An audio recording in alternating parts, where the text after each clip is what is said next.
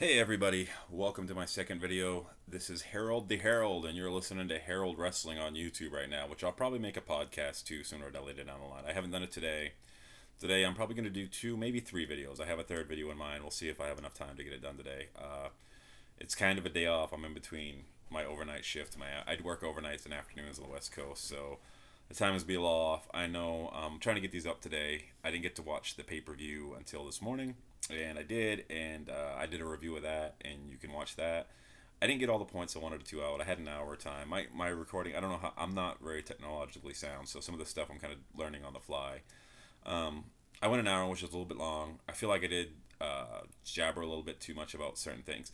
I want to make my point succinct and clear. I think I have a lot of good ideas for the wrestling business. I think I don't want to be just trashing everything all the time. But last night was pretty bad. So I hate to start off my podcast the way being so negative, but I felt like I've been waiting to do this for a long time. I've been kind of holding off because of things in my life.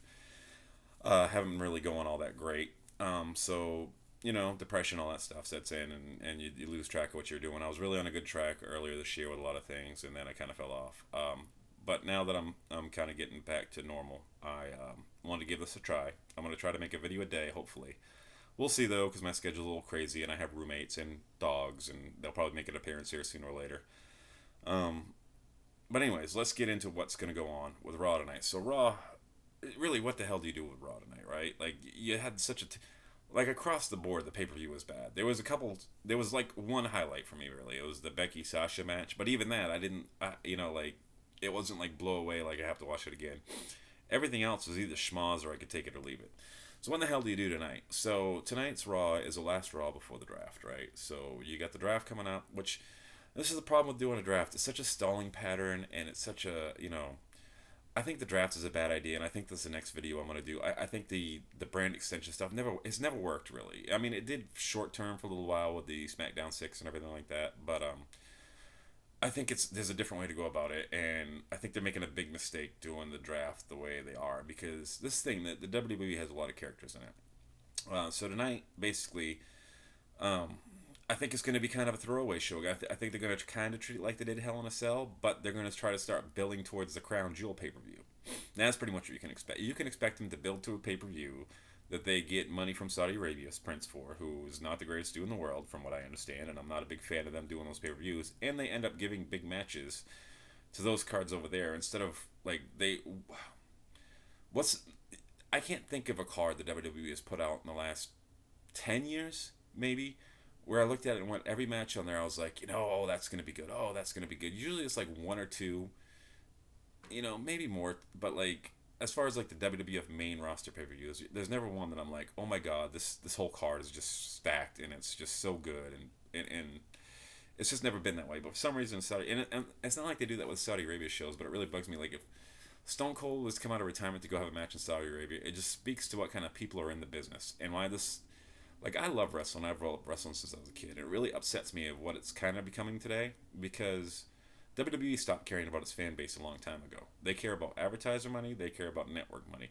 And the problem with all that is, and they care about Saudi Arabia money now, of course. But the problem with all that is most of these people aren't even fans of wrestling or whatever. So when they tell WWE to do something, or Vince McMahon has an idea, he's thinking of that sort of angle instead of the fans. Which, these network. It's great that they made a lot of money off Saudi Arabia. It's great that they made a lot of money on these network deals. But what happens in 2 or 3 years when people stop watching, especially since there's competition out there? And I don't want to build up AEW, because I don't think AEW is the save all be all either. It could be, and I'm not. We'll see. They had a strong outing. They had great ratings for their first program. I thought it was a good show overall. It wasn't like the best wrestling show ever, but it was good. And I haven't been a fan. I think from All In to where we are now, up until that show, their pay per views had been in a steady trajectory of going down, and quality and matches and storytelling and just all of it. And the people they hired in that company, I really wasn't a fan of a lot of the hirings they made, but they did a good job with their first show. And so we'll see what happens if they can keep steady booking and maybe force WWE to be better. I mean, this thing is WWE did so many great things last week, so they're gonna treat this kind of like a throwaway show. So I'm just gonna go over some. I have 5 things here I want to talk about that are gonna probably happen tonight, or might happen. okay, let's put it this way. I'm gonna say what I think they should do to save this mess that they've made, because they've made a big mess here. This whole pay per view just shit on everything they've done this week. I know people had a little problem with the Cain Velasquez thing on Raw, on SmackDown. I'm sorry, because of the way it ended, because the awkwardness of how it ended, and it was kind of like that from that moment on this weekend with the WWE. It's not been a good weekend for the WWE because Randy Orton kind of made some news, and like I said, I don't want to talk a lot about people's personal lives. You can Google that if you want, that, and he got a win on the pay per view last night, so it's not like they're punishing him for it. But it's just, I don't think Randy Orton should really be punished or whatever. I guess I don't want to say he shouldn't be punished, but I don't think he should be actually spotlighted on a pay per view. After that, the night after, maybe give it a week or two, let it settle down, see how people feel about it instead of just putting him out there. Anyway, so this is what I think they should do with certain characters that are going to be probably on the Raw show tonight, and to hype up this, because they're gonna use this show to hype up the SmackDown premiere and the draft, and they're gonna use this show to hype up the Crown Jewel. So let's get the biggest thing right out of the way. Okay, so what do you do with Bray Wyatt and Seth Rollins after last night? And they really made a mess last night. So this is what I'm gonna say. This is the best thing, I think, the best thing they can do to fix the problem that they had last night. And if somebody at WWE ends up listening, listen, I don't know if anybody's gonna listen to this. Okay, I'm just putting this on YouTube. If somehow somebody that listens to this actually works for the WWE, because you never know, and is on creative or whatever, I want you to listen to this tonight, because I think this is the only way you're gonna save this whole debacle you've made. Okay, and I think so. The first thing you have to do is this. Okay, so Seth went too far last night, right? Caused a disqualification. He went so far, it caused a disqualification in the Hell in a Cell, is what they're saying in the storyline, right? But then Bray got up and also went too far. Blood was coming out of the mouth, just pouring out of the mouth of Rollins. It was cheesy and all that, but that's the story they told. So we have to work from there. We can't go back and fix what they've done in the past. We have to work with what they gave us. So that's the premise that they gave us. So what I would do tonight is this. I would come out and I would strip Rollins of the title. Number one, due to injury, keep him off TV for... Look, obviously, people have turned on Seth. Get him off TV for at least a couple weeks. Maybe a month. Maybe 2 months. Get him off TV give him a break. Say, Seth, you've been on social media running your mouth. You've not come off well lately. I think you need a break. I think you're burnt out. And I don't want to be a Seth Rollins hater, because I think he's done some tremendous things over the years. I think he's a tremendous performer. Personality-wise, though, he has to be a heel. I would set him to the sidelines, make him a heel when he comes back. I would set him down for at least 2 to 3 weeks, maybe a month. Maybe a little bit longer.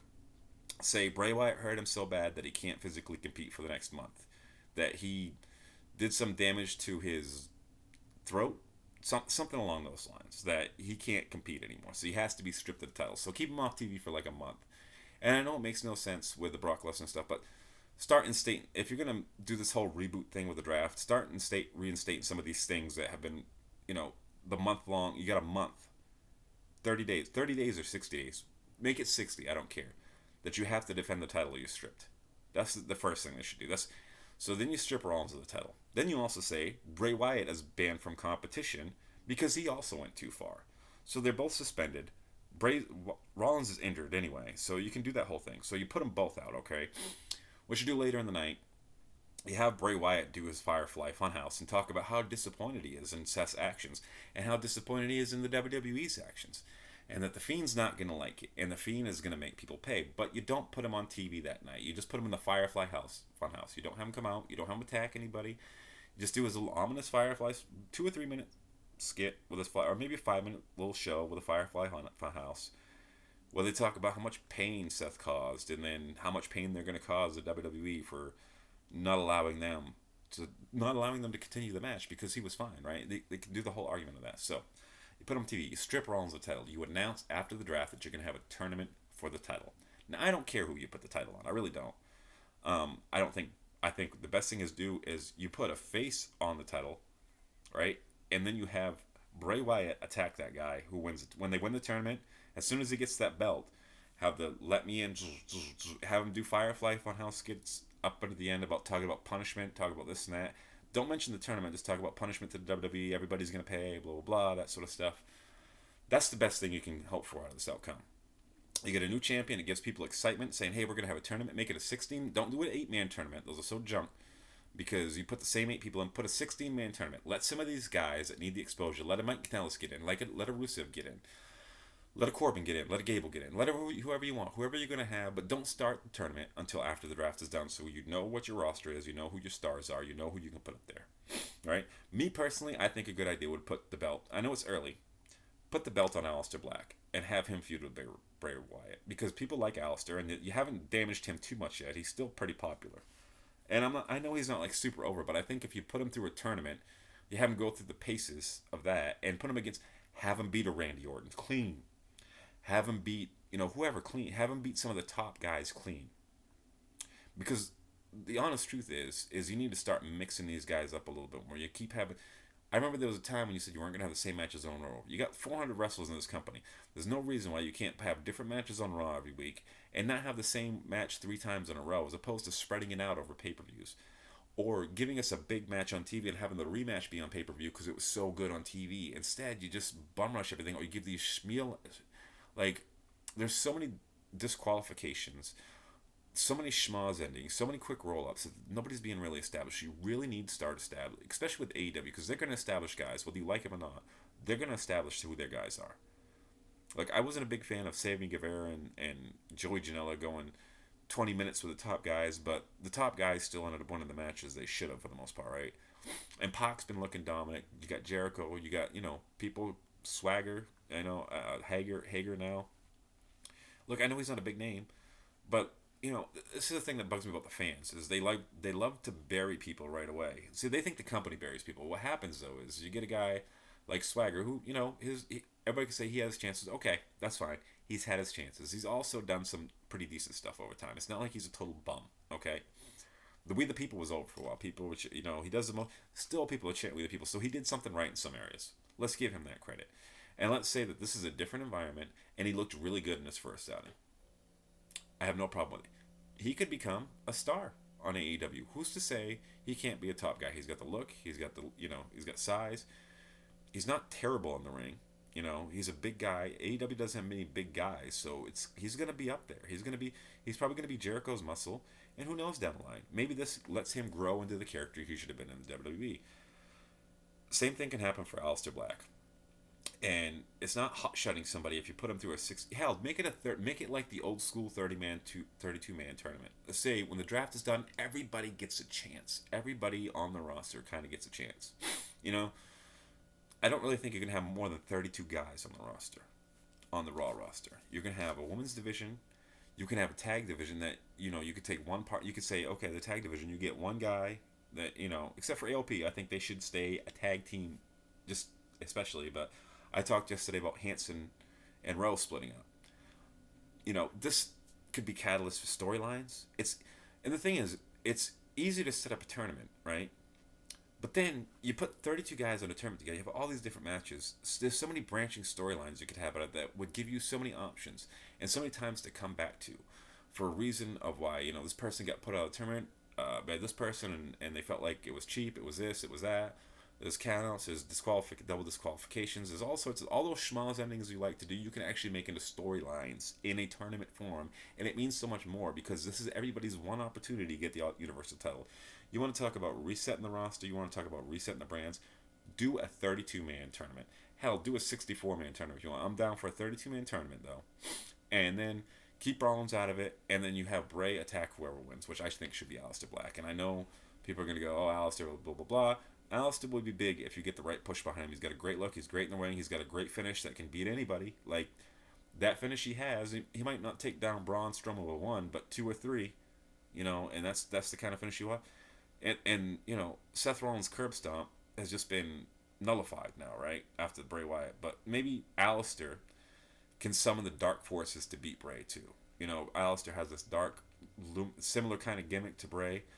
Why not put those two with each other and make magic happen? I'm sure Bray would love to work with Aleister. I think he could come up with all sorts of creative ideas for the two. I'm sure Aleister could too, because with Aleister, last time I checked, they were putting him in a dark room and he's telling everybody he wants a fight instead of going and looking for a fight. Why isn't Aleister Black looking for a fight instead of waiting for a fight?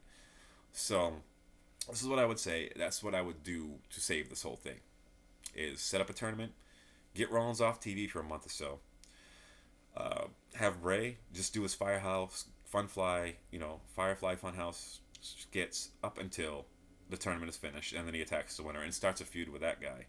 And look, a feud. Let me understand. A feud doesn't have to be 15 matches in a row. By the way, a feud can be one match, two matches, three matches deep.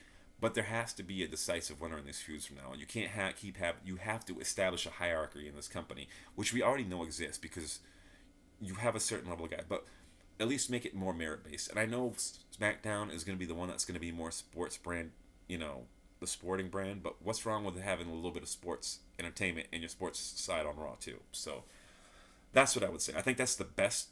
The best way you can come out of this is just like, okay, we screwed up. You know what? You guys don't like Rollins anymore? Let's take the belt off him. Okay? He's out. He's out indefinitely with an injury, and he's suspended because of the actions he took at Hell in a Cell. Bray, Bray is suspended for 30 days, right? I'll make it suspension for 30 days on both of them. Either way you want to do it. Even if you don't want to put Rollins out in the injury, suspend them both for 30 days. But just because you suspend them doesn't mean you can't do it. You could do interviews with Seth backstage, or not, but you could do interviews with Seth where he slowly turns and says, I was getting killed out there, and the fans turned on me. I'm trying to be the good guy here, but you don't want me to be the good guy. You want this. You want the architect back. You want the guy that was the lead, that brains behind the Shield. You want the guy who destroyed the Shield. You want that guy back. You want the. I'll give you that guy, and then have him go to SmackDown. Okay, he has good chemistry with Brock, but I don't need to see him in the ring with Brock. Make him Intercontinental Champion or United States Champion, whatever one you want to be. I know you got Nakamura and AJ with the belts, but they could lose in a fluke. Like Cedric could lose in a fluke. AJ could lose in a fluky kind of match to Cedric, and then Seth could come in and take Cedric out, and then Cedric and him and get Seth back to wrestling with guys that highlight his abilities a little bit more than putting him in there with all these big guys all the time and thinking that it looks good to the fans when he comes out on top, because it doesn't.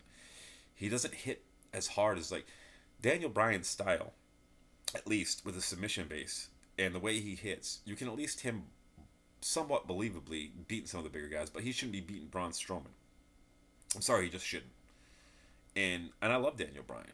I think he's probably the best, if not, he's in the top echelon of wrestlers in the world. I'd have to say he's the best, because nobody's had the longevity he has and the growth that he has and the way he moves and everything like that. So, anyways, that's my solution for the Bray and Seth stuff, is just get him off TV, except for some skits. Don't have him in the ring, and then have Bray attack somebody and set it up for a big pay-per-view match. Because Bray, you don't want to have matches of Wyatt on regular television. He wants to be your pay-per-view stars.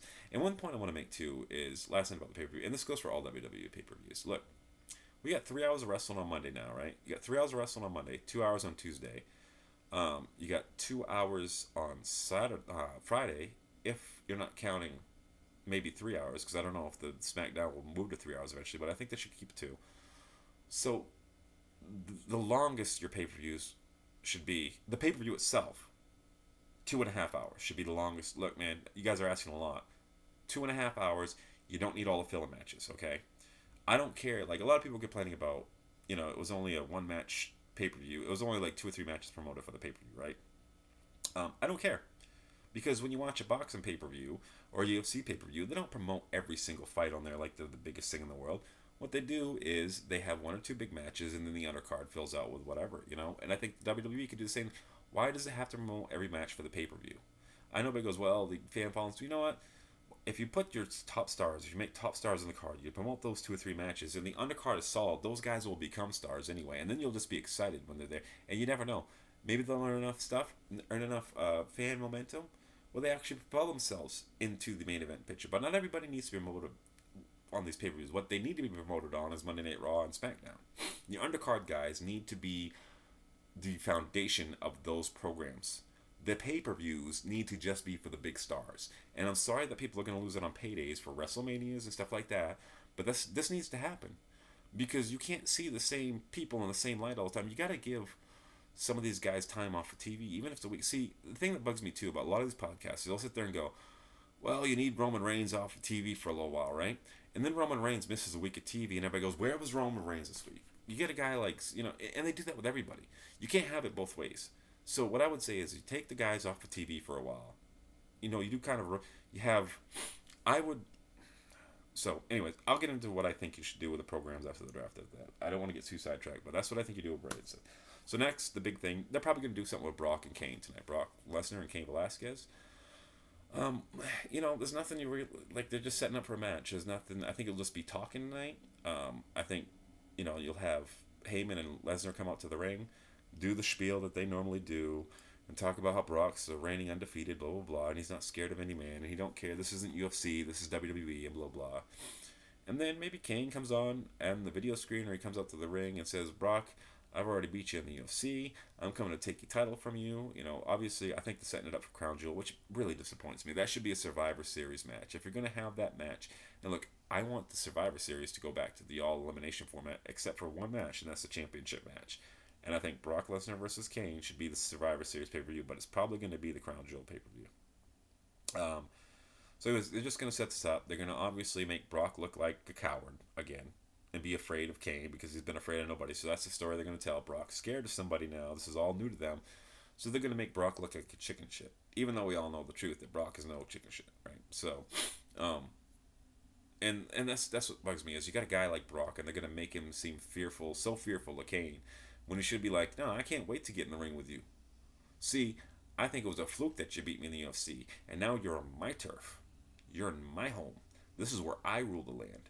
And you ain't beating me on my turf. That's what I would do. And they might do that. I feel like they're just going to do the typical make Brock look like a chick shit heel.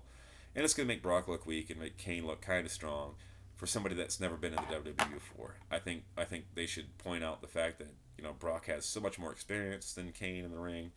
But even though Kane beat him in, UFC, there's different rules, this and that. I know they're probably going to allude to that some and make it like the tough guys and whatever. So, but a lot of talk. I don't see a lot of action. I don't think there'll be another brawl between the two. Maybe there will be because they're going to do the same thing, and I'm going to go on the next thing. And they're going to do the same thing with Braun and Tyson Fury. But I think there'll be a pull-apart brawl there at least. I think the Kane and Brock thing will be just talking. I think they'll put Tyson Fury in the ring with Braun. And by the way, they look great standing across from each other. I mean, Tyson Fury is a big dude. I have no problem. Look, I know a lot of people complain about this, but Tyson Fury is a big fucking name, and we need people to get eyeballs on the products that we want. If we want wrestling to stay around, we need to get more fans back into wrestling. And AEW is trying, all the competition is, but you still need more. Tyson Fury is a big fucking name, and there's a lot of people that don't watch wrestling that used to watch wrestling that see Tyson Fury is going to be there and see that Cain Velasquez is going to be there and go, oh, I might want to check that out, right? So what's the problem? I don't see the people that are complaining about the line. You need to just shut up because it's the people like you that actually hurt the product is when they try to do something mainstream with some names. Because last time I checked, people complained about Floyd too, but Floyd was a lot of fun last time I checked. I know it doesn't work out all the time, but you got to give him some chance. It's not like it's fucking Kevin Smith, right? And just it's not going to amount to anything. This is going to actually culminate in something that's going to get more eyes on the pay-per-view, more eyes on the products, more on the guys that you are fans of. So just because Tyson Fury and Braun is on this card and Kane and Brock is on this card, it helps everybody. Because it gets more eyes on the product and it gets more eyes on the guys on the undercard, and you never know who's going to catch fire. Maybe when people watch that pay per view, they go, I'm a Mustafa Ali fan. Maybe they go, I'm a Chad Gable fan. Maybe they go, hey, I remember how much I used to love Randy Orton. Oh, he's still around. Oh, I might watch him. Or, whoever, Braun Strowman. I mean, it doesn't, The Fiend, all sorts of stuff. Fiend made a bit like that commercial. One of the smartest things with WWE is they had this commercial for Raw, and then at the end it flashed the Bray Wyatt thing, and there was some people like, what the fuck was that? And then, so it became a thing online. Smart marketing. So I have no problem with the Tyson. What else are you going to do with Braun? And the people that complain about that, what else this is the best thing that could happen for Braun. He's going to look like a monster after this. Even if he loses this match, which we'll see. I don't think you have both Brock and Braun lose to guys that just come in the company. So one of those is going to go over. If I was them, I would put Braun over. But I don't think Tyson. The problem with that is Tyson's undefeated boxing champion. I think Tyson is going to be the one to go over in the match because of that. Because he's still an active competitor. Where Kane is not as much of an active competitor. So if he loses to Brock, they can probably do it in a schmozzy way, where he gets hit with a chair or something, gets taken out, something like that, where it's not like a clean. So I think if they're going to do these two matches, I think Kane's the more likely one to lose. I would like to see Braun get the win, but even then, if they make it like a knockdown drag out and they set up some special things and they both look like monsters and Tyson just hits him with like a boxing combo at the end and knocks him straight up, because Tyson's a big dude, so people aren't going to be like, they can make it look real. I just hope that they don't do what I feel like they're going to do is I feel like they're going to do a boxing match between Braun and Tyson, because they want to prove, because Braun's doing this number, right? He's doing the boxing, he's doing the knockout thing. So to me, it's like another Butterbean thing, where it might be scripted this time, but I think that's what they're gonna try to do. I think they're gonna try to put Braun in a boxing match with Tyson Fury because I don't think Tyson Fury is gonna have time to train to wrestle. And maybe he has been, and we don't know it. But I just don't think it's going to happen. So I think it's going to be a boxing match. I think Braun's going to take the loss there, but I think they'll make Braun look good. Tyson's a pro. He knows how to make a fight look good. You know, he might even do the raise up thing like he did with Deontay Wilder, and he might. Braun might get, if Braun knocks Tyson Fury down a couple times in a boxing match, and even if it's scripted, that's gonna make people go, oh, and that might even make ESPN or something. So that's what I see happening there. I think they're gonna do a boxing match. I would rather have him do a wrestling match where Braun wins, but Tyson Fury, I don't think he's gonna have the time to do that sort of training. So I think I think he can. Fake boxing match can do like that. I think a fake wrestling match he can't do. So that's what I see happening. I think that's what they're gonna set up tonight. I think they'll redo the Tyson Austin pull apart thing. I think McMahon will be down in the ring, maybe even, or one of the McMahons might be down in the ring, and telling Braun, what are you doing? That sort of thing. So whoever it is, be down there. Next thing I want to talk about is what they're going to do with Kofi Kingston. Now, I think Kofi will be on Raw tonight. I think he'll be disappointed. I think he'll look sad. A lot of people didn't like the way Kofi lost to Brock. I was not one of those people, just because of this. Because if Kofi would have gone out there and put on a 10-minute match, just like Daniel Bryan, just like Finn Balor, just like all these other guys did, right? It becomes cookie cutter, right? So they did something different. They gave Brock the win in like 8 seconds, whatever it was, right? And what did it do? It created more sympathy for Kofi. Kofi would have never had this sympathy with that. Like, if he would have just lost in a 10-minute match, everybody would have been done with Kofi. Everybody would have just moved on and been like, that's it. So I think one of the best things they did in the last week that didn't involve other people outside the WWE is they did that to Kofi because it gained him so much more sympathy. And I think to have him even gain more sympathy is that tonight you could have, and this is the thing, a lot of people want Big E to turn on Kofi, and I don't think that should happen. Honestly, with the draft, I think there's a chance the New Day gets broken up. And I think with the draft, and I'll do more predictions, but I think the best thing they can do with Kofi is have Xavier Woods turn heel. And I think tonight is just going to be, oh, Kofi, it's okay to play all positivity. And then after, I would do it tonight. I mean, you want a big shock tonight. You want something that's going to really turn people's heads. I would have Xavier Woods, them be in the ring doing their thing. And Xavier Woods, either in a tag team match or doing a promo or whatever. Eventually, Xavier Woods, at the right moment, turns and just starts wailing on Kofi with a trombone, right? And even put Big E. What you could do is you could have Big E get sidelined and attacked by somebody else. So he's not even in the picture because I think Big E makes a better face. And I think if you put him on Raw, and Kofi and Xavier on SmackDown, or vice versa, Kofi and Xavier could have a great feud, and Xavier could go, you gave everybody else these shots. You gave the same old the shots. You gave Brock Lesnar a shot. You gave Randy Orton a shot. You gave Dolph Ziggler. You gave Kevin Owens. These guys have all had shots before, and you sat there and you waited all this time to get a shot. And when you got the title, instead of defending against people that were like you that deserved a shot, you just went back. You went to the status quo. You went to the guys that have had millions of title shots. Kofi, I've been supporting you from the beginning. I've been telling you how great you are. And you can't give me or Big E a title shot. It's disgusting. And blah, blah. And then you could even pair him with other, you could make Xavier Woods make a whole new stable with guys like Titus O'Neil, with Apollo Crews, to have him go against Kofi. And then Kofi can be make him even more of a sympathetic babyface. Make him people feel even more bad for him, saying, oh, now Xavier Woods is the guy, and then have him and Kofi just go on this feud. And this is and I'll say this, I say about being tired of seeing like people in more than 3 matches, this is a feud that could have staying power because there's a lot of personal stuff. Over the years, there's a lot of history you can go through. This could be a feud that could last most of the year with real hatred. And you can, like I said, bring in Titus O'Neil, bring in Apollo Crews. I know it's like the typical black blah, blah, blah. Well, you know what? What are those guys doing? And even to be heels, you could talk about Titus O'Neil being Father of the Year, but he gets no due in WWE. He gets no respect. You could talk about Apollo Crews, how great an athlete he is. How Kofi didn't give him a title shot is beyond me. Right? Like, that's the stuff they could do. It's really simple storytelling. I think people would get behind it. I think it would be good for both the characters to evolve them even further. Okay, a lot of people are writing Kofi off like he's done after this, and I'm like, there's a lot more. Just because he's not, I don't know if he'll ever be world champion again or anything like that, but that doesn't mean Kofi can't be a big player on the show, and doesn't mean he can't be a huge. You don't have many baby faces that are really over. Kofi was able to get over, whether however it happened, whatever excuse you want to make. Kofi got over, and people wanted. I wanted him to win, and there was a contingent of people out there that didn't like him, but I wanted him to win the summer. I wanted to win the world title at WrestleMania. I thought the first feud he should have had after that was Orton, and then then had Xavier somebody turn heel on him, and he could, instead of going through the same old list, he should have been giving guys like Apollo Crews, Titus O'Neil, Mustafa Ali. Why didn't Mustafa Ali get a title shot? That's another one. Like Xavier Woods could even bring him into that crew and be like, look, you took my spot and then you didn't give me a shot. You didn't give me a real shot at the title. Instead you, Dolph Ziggler, who's had 500 shots at the title, you gave Kevin Owens, who had 500 shots. What about the guys that were sitting there supporting you, Kofi? You were supposed to do this for us, and you were selfish because you just wanted to be up there with the guy. You didn't give the guys like us a shot. That's what they should have been doing. They should have been doing that on SmackDown every week. Kofi should have came out and been defending the title against somebody different. He should have been defending the title against young guys, having good matches. Doesn't have to put, you can still make them look good and still put them down, and then that way down the line, it builds contenders for other people as well. And instead, you got the same cast of characters that you always have, and it really bugs me that's how lazy they are.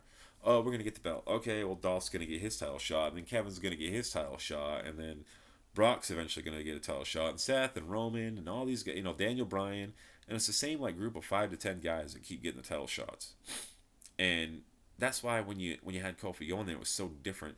It wasn't like the Jinder Mahal thing where it was out of nowhere. It was like momentum built for that. It wasn't like this is. It wasn't a fatal 4-way and then he was champion. It was he won the turn. He had the marathon match, and then he had the elimination chamber, and then it was just all this stuff. It kind of built. It took a couple months to build it up. Whereas Jinder, they did it like that. And a shock is good sometimes, but the way they did that was just terrible, and it was really, they really ruined it. After the build up was so good, and then that's they only have a plan to a certain point, and then they're just like, fuck it, we're gonna go into automatic gear. We're gonna just do what we normally do. Same guys, we can trust off. And you know what the problem is? Let me know when these guys start drawing people in the buildings. Let me know when these guys that you've had on the top for the last 10 years.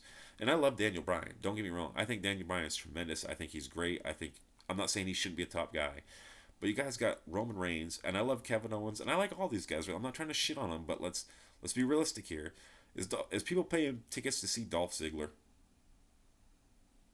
I don't think people are actually paying tickets to see Kevin Owens. As much as I love Kevin Owens, there are some. I'm not saying this, but I don't think there's not a huge contingent of people because they have to cover up the arenas that they're in. Another thing they should do: run smaller arenas. Smaller arenas, you really do, because it's getting ridiculous. You can even tell, it's just there's no problem with one of these weekly shows in smaller arenas, saving the big shows, the pay per because you have so many pay per views. Put the pay per views in the bigger market arenas. I'm even for SmackDown and that.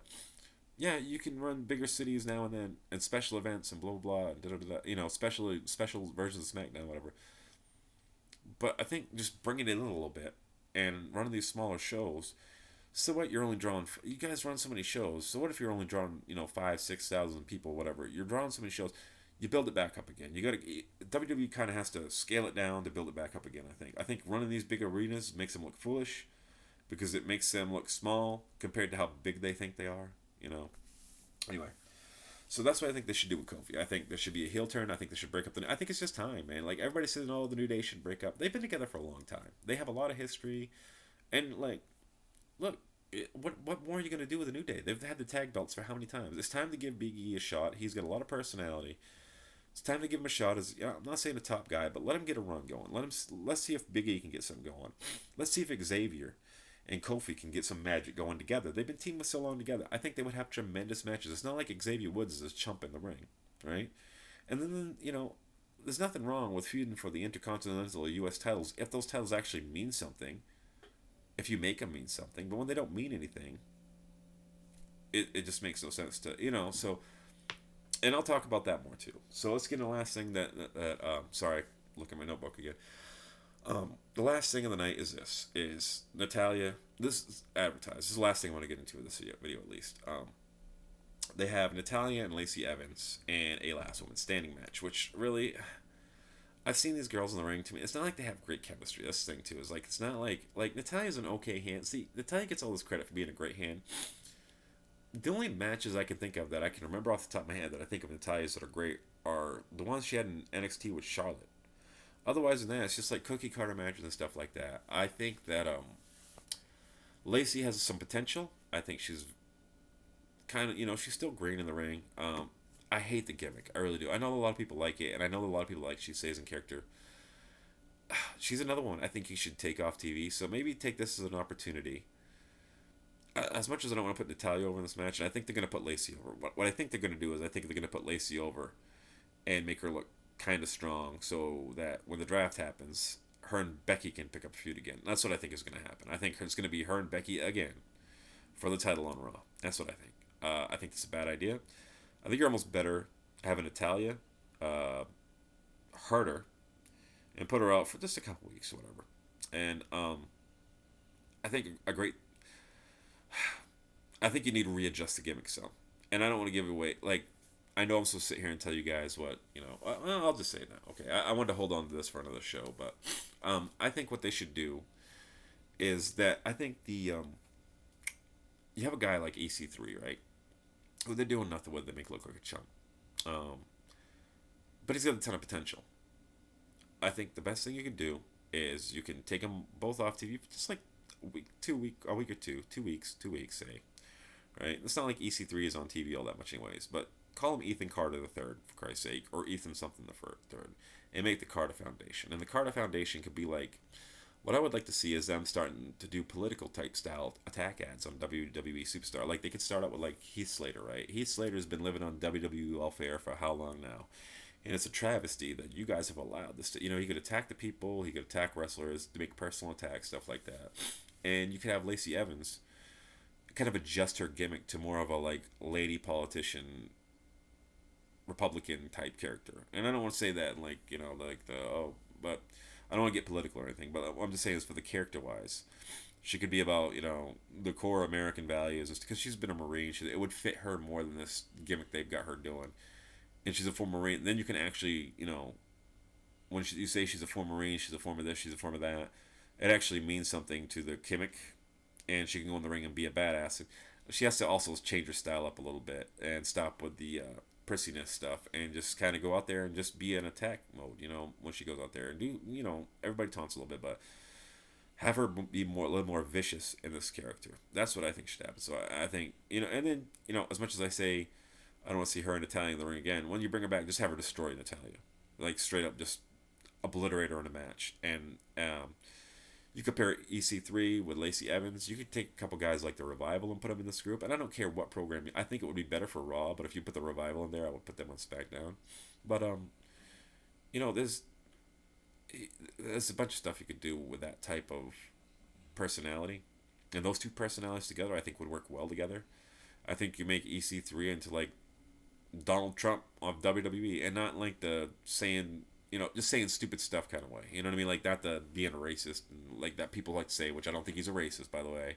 I'm not saying one way or the other on my political views on the show. I'm just saying, like, from what people say out there, don't do that type of stuff, but just do the stuff where he says dumb things to insult people and get under their skin, and it just gets them so mad they want to tear his head off. You could do that, and you could do that with Lacey too, and you could have them be the first couple of the WWE. You could do all this stuff. So that's my ideas for that. So I think Raw, basically, though, is going to be a throwaway promo show. I don't think you're going to see a lot of matches that mean anything. I don't think they're going to do what I said with Seth and Bray. I think you're going to see them both on TV tonight, which is stupid. Seth is bleeding like a sieve, leaking like a sieve through the mouth of those blood, and he's going to be on TV on Monday.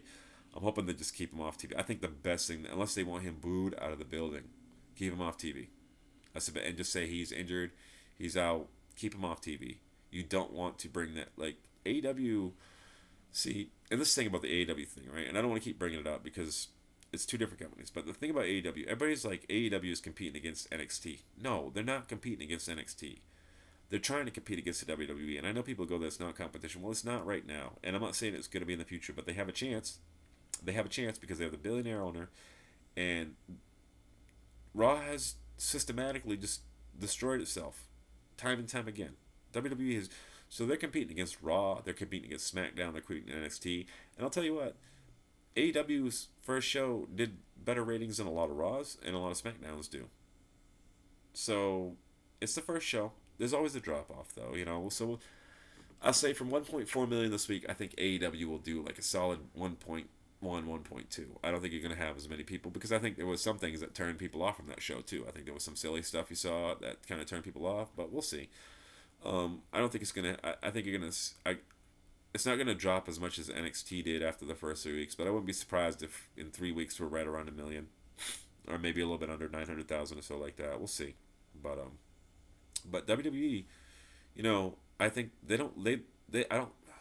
I hope they're not just looking at it. I don't think they are in the company as looking at it as just like AEW is just focusing on versus NXT because I'm gonna tell you what, with those first numbers, there ain't nothing saying that they can't change nights on that show and make it on Monday or make it on Friday.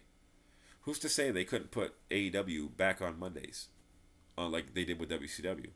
Because if the ratings stay, you know, say amazingly they stay around 1.2, 1.3.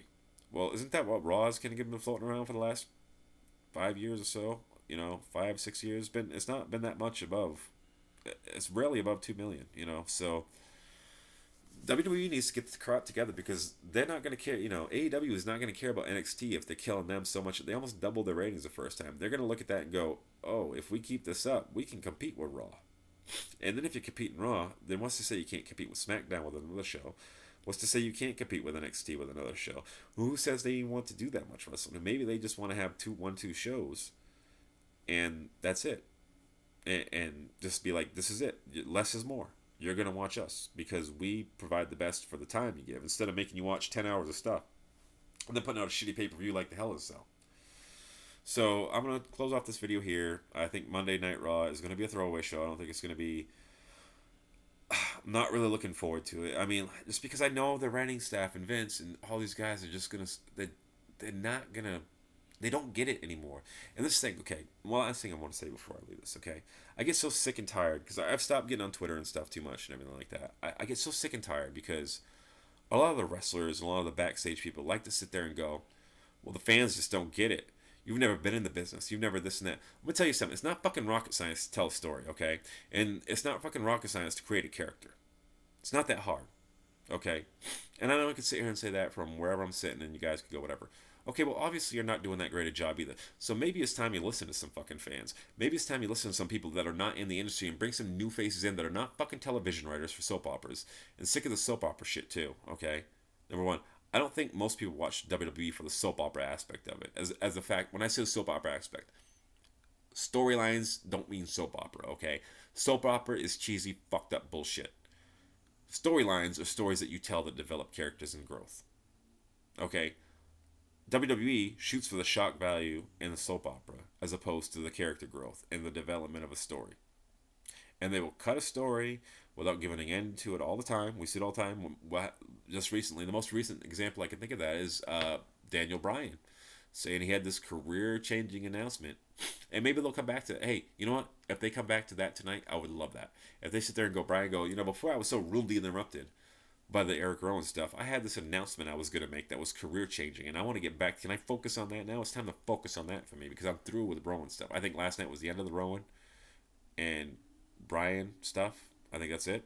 I think it was a write off. I think it's done. They you know, because if it wasn't, then why didn't Harper and Rowan attack him after the match? So but like you know, Daniel Bryan said himself, he can't trust the WWE writing staff. So WWE, hey look, hire me. I don't care. Look, I'm going to do this. I'll tell you what, WWE. I'm going to do this for like 6 months to a year and see how it goes, right? I'm going to do these podcasts.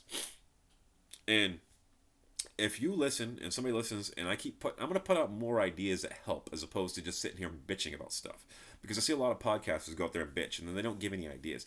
I've given ideas for everything on the show tonight that you're going to do. And I'm going to tell you what, the ideas I gave are probably better than anything you're going to do tonight. Because it's really simple to book this stuff. Because you know what? If you like characters and you like writing, it's not that hard to book these characters. You got to know these characters. You got to actually watch what they do. I don't think anybody actually goes back and watches the program. I don't think they actually watch the programs they put on. I think they just go out there, they do their thing, they watch it while it's going on. They, you know, like, and I'm not a big fan of this too, okay?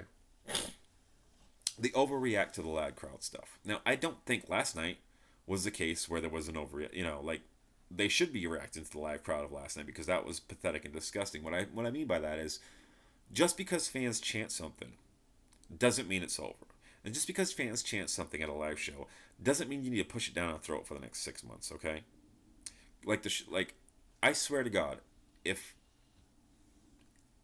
anybody on this Raw show and Chad Gable's out there starts chanting Shorty Gable or Shorty G, and by the way, the fact that the announcers were calling that was fucking ridiculous last night because Baron Corbin's a heel, and why is everybody sitting and listening to this guy all of a sudden? Because nobody liked him to begin with. Now all the announcers are going to listen to him and start calling him Chad, and everybody likes Chad, like they're going to start calling him Shorty. It's the dumbest fucking shit. It's the bullying for the sake of no reason that Vince McMahon loves to do to make people look small and little, and that's not a short joke on him, but they've done it with so many people to make them feel this big. And like I said, this is not a short joke thing. I'm sorry, Chad, but I'm just saying, like, personality wise, the way they make people feel, you're not the first person they've done this to, okay? And it's so stupid. It's okay that Baron Corbin goes out there and makes short jokes on you and stuff like that, but when the announcers jump on the bandwagon, except for Corey Graves is supposed to be a heel announcer, but I'm saying, like, when the backstage interviewer comes up and goes, "Oh, Shorty, ha ha ha, I'm sorry," like, that was so fucking stupid. Who is writing the shit? Who is checking the shit? You know, I saw a job that WWE posted, and I have no experience in the field, right? So there's no way I would get, but it was an analytics job for WWE, and I hope whoever gets that job, I hope when this stuff comes, like, I hope this is part of your analytics. Because the analytics can't be just wins and losses and moves and stuff like that. It's got to be personality and plot holes and stuff like that. So, I would say that WWE needs somebody on the site to go, what the fuck are you doing? Because there's nobody there doing it. And it baffles me that you can have this company, you can have NXT, which is not a perfect program either, by the way, but you can have a thing like NXT and put on NXT takeovers, which every one of the NXT takeovers have been very, very good, if not excellent. You have that company doing Raw and doing Hell in a Cell and doing SmackDown. Same guys. I think, what's his name? Kevin Dunn. I think he needs to go. I think Vince needs to go. I think you need, I like the new announce team. They're not terrible. They're doing okay so far. They're not the greatest, but they're not terrible.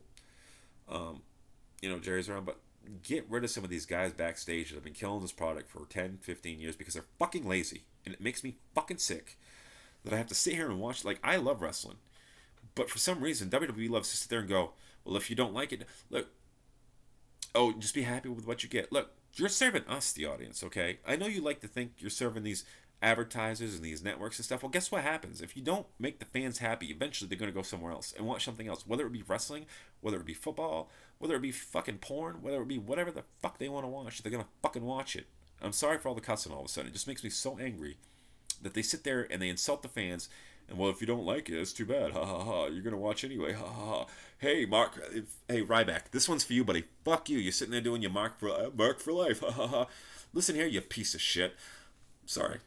I'm going to tone it down. Listen here. I said I wasn't going to go outside the wrestling world, but I'm just saying, when you attack the fans that have made you fucking money, this goes for every fucking wrestler from Seth Rollins to fucking Ryback to fucking Joey Janela to fucking Cody Rhodes to every one of you fuckers. It's not fucking rocket science. I could sit here and write a show for every one of you goddamn guys, and it'll be better than anything you put out there, and I guarantee it. Now I'm not saying I'm going to put the matches together. I'm going to tell you that's your job. Put the matches together, okay? I'll help you with the finish. I'll help you with a couple things I think you should be done in the match. I'll help you with storyline. That's what the writers should be doing. I'll help you with story. Not that I have to script you every minute, but I'm going to give you cliff notes. And if you can't make this cliff notes work and make it a story that I think it should be and that the fans think it should be, then guess what? You should be on fucking TV. And if you can't come up with decent storylines in the back, as far as writers and wrestlers go, then guess what? You shouldn't be on fucking TV. It should be a merit fake fucking business. Instead, you push the same people down the throat that people don't like. And then you wonder why nobody wants to watch. And you wonder why everybody complains. You know what? It's not that everybody wants to hate Seth Rollins. It's just they don't like this position Seth Rollins has been put in. They don't like the fact that Seth Rollins is the one beating Braun. It should have been Braun Strowman a long time ago, right? And they made him look like a punk. Samoa Joe, they made look like... The actual guys that look like they could be something, you make look like dumbasses. Right? The actual guys that could be fucking stars in this company, you make look like morons. You make look weak. Over and over you do it. And you keep pushing the same... Like, I love Daniel Bryan, so I'm not going to put him in this, but you keep pushing Rollins, you keep pushing Bryan, you keep pushing Ziggler, you keep pushing Owens, you keep pushing Reigns, you keep pushing, let's see, who else? It's Brock, of course. Now, some of these guys don't have a problem with, because Brock should be at the top of the card. He's a real fucking deal. Bryan is a tremendous wrestler, gets over everything he does. No problem with him being in the top card. Seth Rollins has not proven that he can do that. Roman Reigns has not proven he could do that. As much as you like to sit there in the company going, yeah, I think the kid's laughing. He has not been proven that he can carry the company. I'm sorry. Because, like John Cena said a while ago, John Cena and these part-timers would have to keep coming back all the time if Roman Reigns is doing his fucking job. So he ain't getting the job done. As much as I feel bad about the cancer thing and all that. Sorry. It's just what it is. I've been a fan of yours, Roman. I don't think you're bad. No, I think you guys are solid mid-carders and could work your way back up to the top of the card again. But for you to be on every pay-per-view all the time, when you got all these other guys that are sitting, you got Matt Riddle in the company, you got Aleister Black, you got fucking Braun. I know he's getting pushed some now. You got AJ, who's always up there. I like AJ, so AJ can get, but AJ's coming near the end. But you guys got Cedric Alexander, you got Chad Gable. Fuck, who else you got? You got Samoa Joe, who's been, had a piece here and there. You got, there's a ton of guys in this fucking company. I'm sorry, I'm just drawing a blank right now, but there's a bunch of guys in this company that could benefit from. Some of them that aren't even NXT. I love Drew Gulak, and I'm not, look, I'm not trying to have smaller man bias, because I like a lot of the big guys. I think a lot of the big guys, I don't think Sheamus is as bad as everybody makes it out to be, okay? In fact, a guy, why not push fucking Cesaro for once? Why not make him something? He goes out there every time. And by the way, Cesaro, that go to sleep you do, the press slam go to sleep, that should be your finish from now on. That is brutal. That should be it. That should be match over right there. The neutralizer and all that stuff, I like the neutralizer. I think it's a decent finish. That GTS you do, that should be it. That should be done. People should not be kicking out of that. That's ridiculous that they're kicking out. It's ridiculous that you're not beating people with that. So, I would be down for a Cesaro versus Brock match. Who wouldn't want to see that? With Brock, put Brock in the ring with. You've seen when Brock gets in the ring with guys like Finn Balor and Cesaro. With Finn Balor and Daniel Bryan. He's done a tremendous. Even Rollins, he makes Rollins look good, right? So why wouldn't he do that for a guy like Cesaro? Anyway, this is my video for the Raw preview. Hope you all enjoyed it. I don't know if I'm gonna do another video today. This is Harold Wrestling. I'm Harold the Herald. I'm not gonna do the Twitter and that shit. If you want to like the video, watch the video. Hopefully, I can get this up in podcasting and do some. I know Anchor hosts some podcasting. I'm looking at putting these on podcasting audio websites as well. I hope you all enjoy it. I know I get a little. I'm new at this, so I know I get a little babbly and I lose my place a little bit because there's so many points I want to get out. Really, wrestling's been frustrating me for so long. I've got so much stuff and I've got so many ideas that I'm just gonna start shooting out there because it can't be any worse than what they're putting out there. And I'm not saying I want to get hired by a writer for the WWE. I would, except for the fact that I think that company is full of piece of shit people behind the scenes that are not the wrestlers. A couple of them are. I'm not going to name names, but there's a bunch of piece of shit people running that company who like to do petty things to people and try to make them feel small and worthless and blah blah, but then go out in public and want to act like they're this forgiving whatever company, right? But they do all this other shit, and they're the type to smile in your face and shake your hand as soon as you walk away, just talk all the shit on you, tell you how great you are, and as soon as you walk away, oh hell, fucking Shorty Gable, ha ha ha ha, and then do it on TV to you, That's what I feel like they do to people. I don't feel like Chad Gable was like, yeah, call me Shorty Gable, guys. I think they did it, and he was just like, oh, we're going to go with this kid. It's going to be great. This is good shit. That's what I think was going on. So, if they can get some of the piece of crap people out of there, I'd consider coming to write for your company to fucking write someday. If I was convinced that I could come in there and actually make a difference. But unfortunately, from what I've heard about the writers, they don't make a difference either. And I don't even want to be a writer to the fact that I have to write a whole fucking script for it, because you shouldn't have to. You should have cliff notes, you should have time limits, you should have all this stuff on your show that you don't have. That you're too fucking lazy to incorporate into your show. Whether it be Vince McMahon, whether it be Triple H, whether it be Stephanie, whether it be Kevin Dunn, whatever it be, whoever it is really running the stuff behind the scenes. Even Paul Heyman. And Paul Heyman, I'm going to say, I want to give you the benefit of the doubt, but that stuff you did with Rusev, and I don't know if it was you or Vince or whoever, the Rusev stuff and the Canella stuff and the Bobby Lashley stuff, that's not helping. That is not helping anything. Everybody goes, see, you think it helps because people go, when you start something like, oh, I'm interested. But as soon as you give a payoff like that, we did Bobby Lashley and Rusev was fucking over, and you guys just keep, that's another guy, right? I talk about Gable. Rusev's another guy that they just fuck over time after time, and I'm going to try to clean up the swearing someday, I swear, but I get so angry. I don't understand what you guys, Rusev should have came back. And it should have been him and Lana. Actually, you know what they should have done? They should put him and Lana, Dana Brooke, and Tony Nese, and call them Super Athlete Incorporated or something like that. And you could have done these skits about how Rusev is a super, Dana Brooke is a workout warrior, right? So why not have her doing fitness skits about crafting the perfect athlete, the super athlete, right? And do all these workout skits and do it like breaking it down like analytics. Like Rusev can carry this, per square inch he does this much pressure. And you could have done all sorts of cool shit with that. Just with a couple cameras working out in the gym. And you could have filmed all these vignettes and you could have done it in one day and knocked it out like that. And you could have picked some. This thing too. Plan ahead. When you do those vignettes, instead of wasting time and creating, 3 or 4 hours for like a couple minutes, you can cut these things quick. And you know what? You can do a bunch of them in a row. And what you do is you make different ones. So you say, you want to do a storyline where he comes and attacks whoever. Well, do that and then do a couple backups with a couple other guys in case somebody gets hurt. And that way you have it on tap. And then guess what? You have stuff on tap ahead of time. So if something happens, you're not sit there holding your fucking dick in your hand saying, what do we do now? No. Instead of making things so it's easier when somebody gets injured, when somebody gets injured, you guys have no idea what to do. When somebody goes out, you have no idea what to do. You just scrap whatever you're doing, or you make some bullshit move. Instead of having plans, you have enough people in this place to have contingency plans from the upper card to the mid card to the lower card. For if something happens to everybody, they should be feuding. There should be a storyline for everybody that has TV time, or making job. I don't care. Like people say, oh, these guys, they'll complain. It's funny because I talked about earlier about this guy not being. They'll complain about like Zack Ryder not being on the show, and then when Zack Ryder gets on the show, goes, "What? Why was Zack Ryder on Raw? Zack Ryder hasn't been relevant." Well, they need job guys. And Zack Ryder's got some name value. So Zack Ryder, Kurt Hawkins, Heath Slater, R-Truth, these kind of guys should be out there and going on their job. And one last thing, I know I didn't talk about 24/7 title on the pay-per-view recap because I could give two shits less about the 24/7 title. It was funny for a minute, lost its appeal to me. I think they should make it the TV title. I think they should pick it on main event. I think it gives main event at least something when you have a recap show. You have the TV title to be defended every week. Then you can use your undercard guys. You can develop card guys like you did in NXT, except you're giving them some TV exposure so they know what it's like in front of a live audience. They know what it's like to be on TV, but it's not like so broadcast that you can't see it.